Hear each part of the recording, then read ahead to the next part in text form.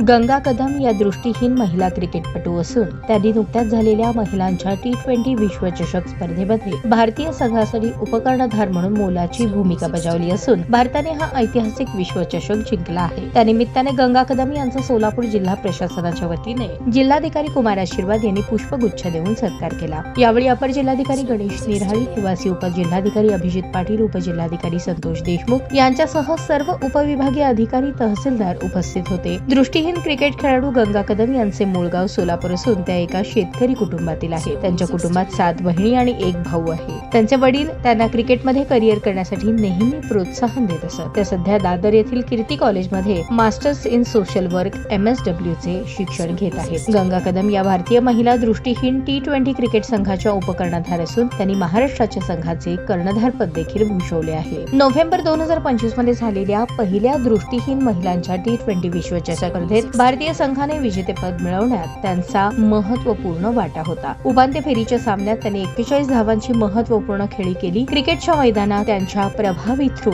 आणि अष्टपैलू कामगिरीसाठी त्या ओळखल्या जातात। त्यामुळे त्यांचा जर्सी क्रमांक 007 असा आहे। शेतकरी कुटुंबातून आलेल्या गंगा कदम यांनी दृष्टीहीन असूनही आपल्या कठोर मेहनतीने आणि जिद्दीने आंतरराष्ट्रीय स्तरावर आपले स्थान निर्माण केले आहे। त्यांची ही कामगिरी अनेक मुली आणि दिव्यांगांसाठी प्रेरणादायी आहे। त्यांच्या या कामगिरीमुळे महाराष्ट्राचे आणि देशाचे नाव उंचावले आहे, अशा शब्दात जिल्हाधिकारी कुमार आशीर्वाद यांनी त्यांच्या कार्याचा गौरव केला।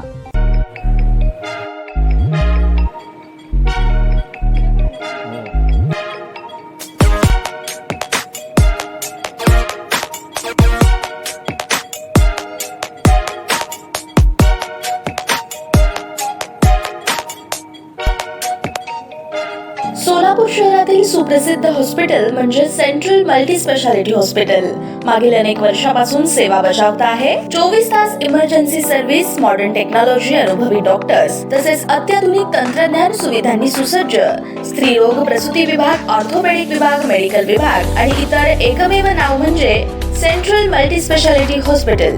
पत्ता गणेशपेठ शॉपिंग सेंटर, मंगळवार बाजार, सोलापूर। ताज्या बातम्या पाहण्यासाठी प्राईम महाराष्ट्र न्यूज चॅनलला सबस्क्राईब करा।